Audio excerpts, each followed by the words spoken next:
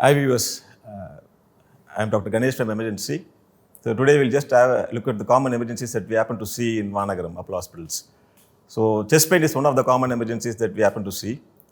So as people believe, you all know that chest pain, there is a blocked blood vessels in the heart that causes the pain. So the definitive treatment is to go for a relief of the block. So that's a normal way of handling any chest pain patients who come to hospital. But there are so many things that we have to consider, come for an hospital with chest pain. The treatment starts right away from the ambulance. It's not that we wait for the patients to come to ED and then start the treatment. Even in the ambulance, through our smart ambulance system, we guide the paramedics what all the things to be done to the patient, and the treatment starts straight away in the ambulance. And before the patient reaches the hospital, we activate the Cath Lab system and make sure that everyone is ready for receiving the patient.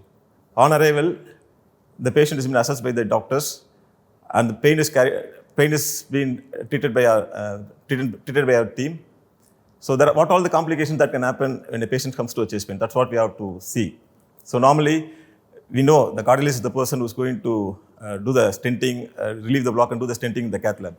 But from ED perspective, so if a patient comes with a chest pain, the heart muscles are dying.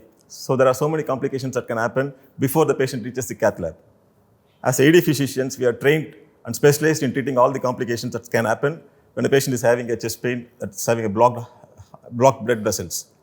As you all know, in chest pain, when the arteries are blocked, the heart is losing its pumping capacity.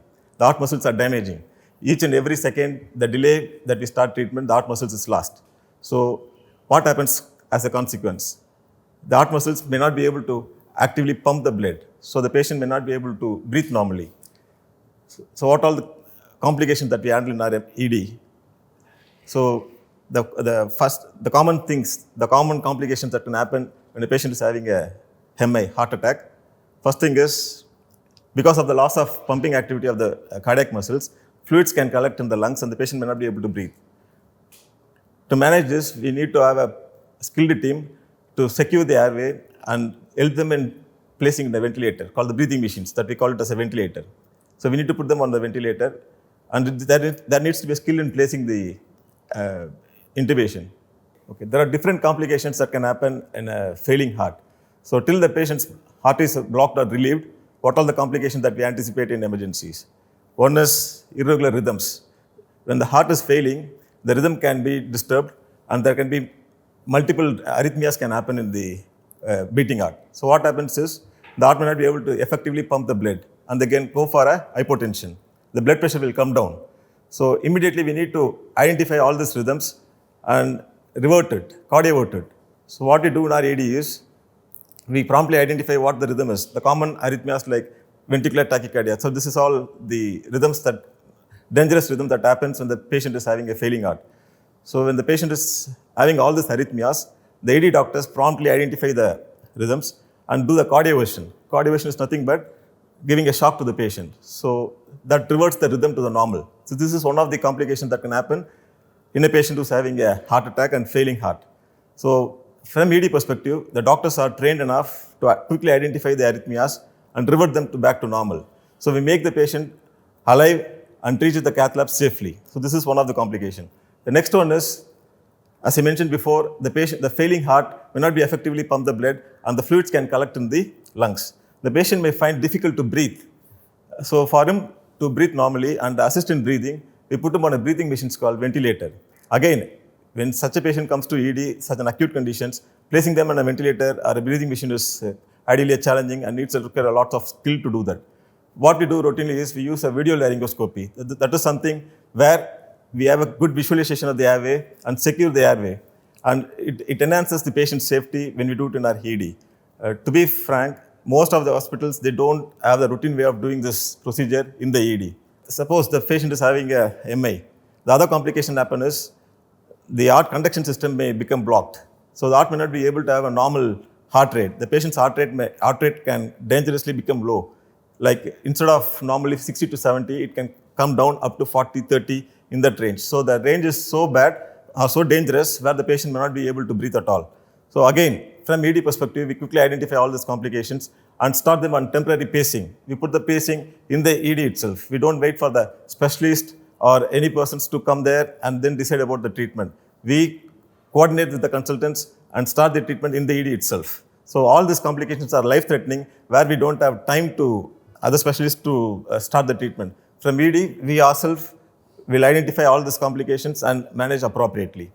So our aim is to start the treatment as early as possible, stabilize the patient, and then shift the patient to the Cath Lab for secure procedure.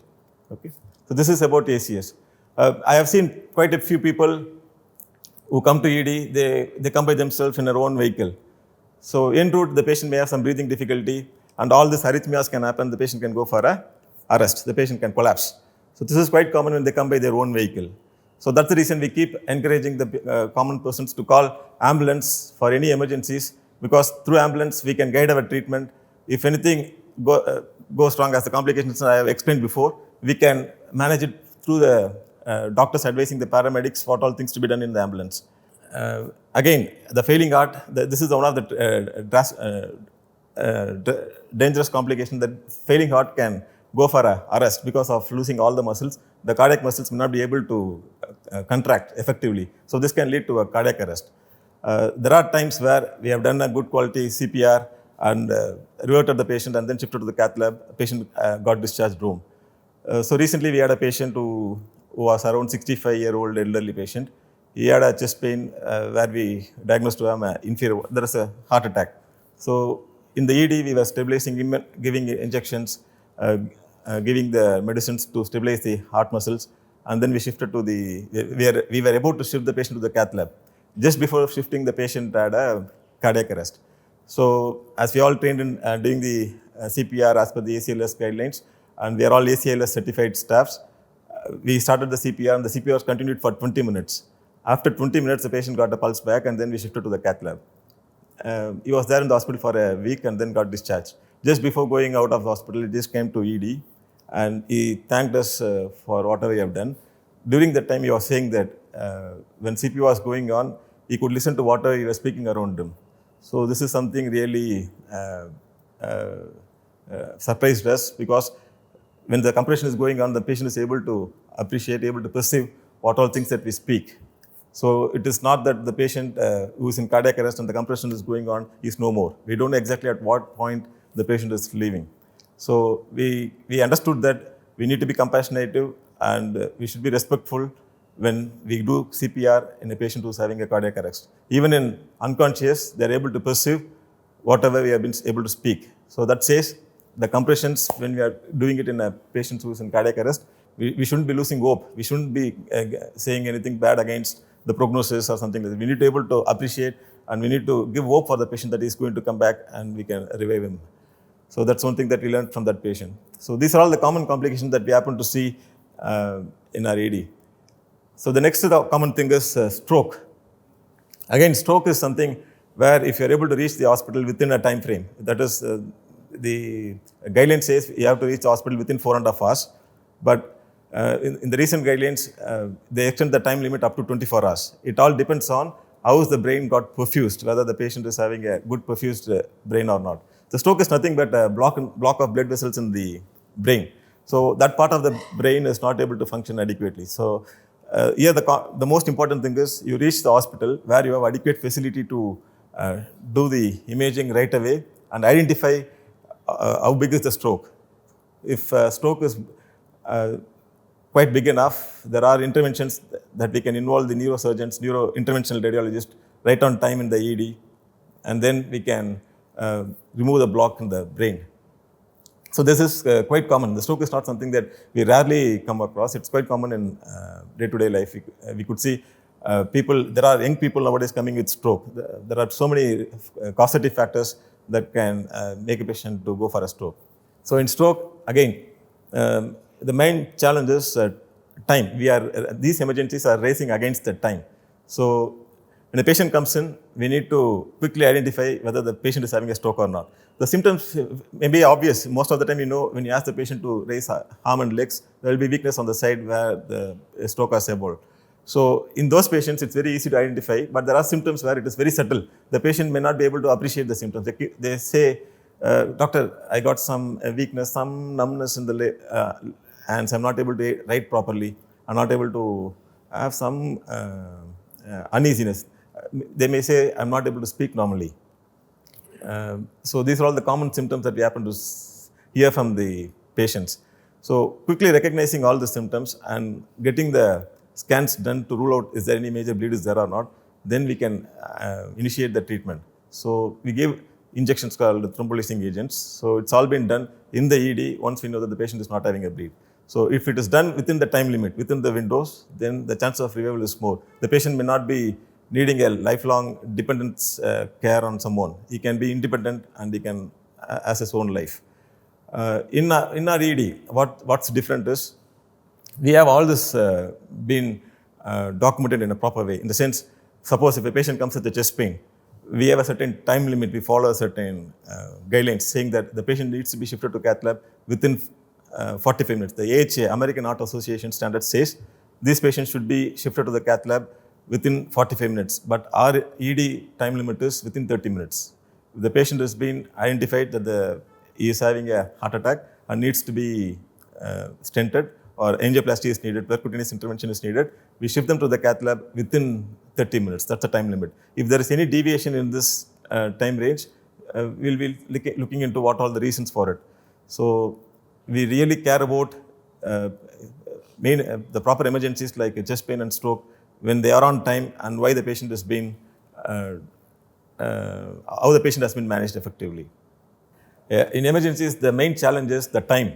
And the other thing is the patient doesn't come with a diagnosis. We need to identify what all the symptoms the patient got and how to go about. So in emergencies, we don't treat particular organ or a particular disease. We treat anyone of any age with any emergencies at any time of the day or night. So this is quite challenging. Most of the time we don't recognize, we don't come to know what's happening with the patient, but we handle them in a way what we see. So again, in stroke we have a rapid imaging system here. So what is advanced in doing this imaging is if a patient comes in out of window period. So ideally they say if it is within 4.5 hours, the chances of revival of what all the organs not being perfused is more. But sometimes the patient presents beyond 4.5 hours. In those presentations, we have a rapid imaging system where we can identify whether is there any area of brain that can be salvageable. So in stroke, you all know, the blocked blood vessels will limit the blood supply to a particular part of the brain. So those part of the brain will lose its function.